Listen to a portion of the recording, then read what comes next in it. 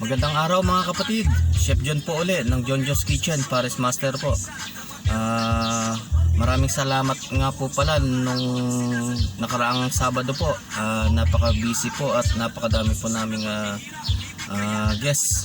Maraming salamat po sa inyo, sa mga nag-dining po at saka yung mga nag-take out po. Maraming salamat po sa inyo. Today is Monday. ECQ po ngayon. So mahigpit po ang protocol ngayon ng Kabuya po para sa mga lalabas po. So mag-ingat po tayo. Huwag niyo po kakalimutan, kung lalabas po tayo, magsuot po kayo ng face mask saka face shield po kasi nanguhuli na po sila dito sa Kabuya.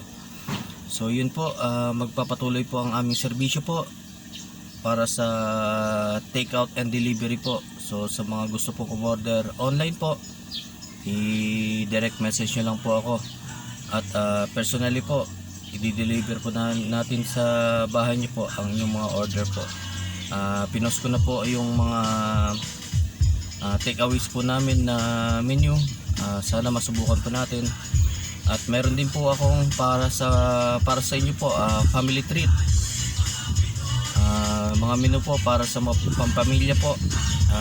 Nai-post ko na rin po sa page ko, John Jo's Kitchen, Paris Master po. Sana po masubukan po natin to sa mga hindi po makakalabas po.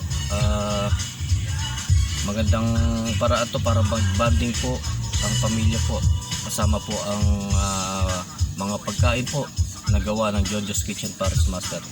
Maraming salamat po ulit sa inyo mga kapatid. Tayo po yung mag-ingat. Palagi pong magugas ng kamay, alcohol po, at sundin po ang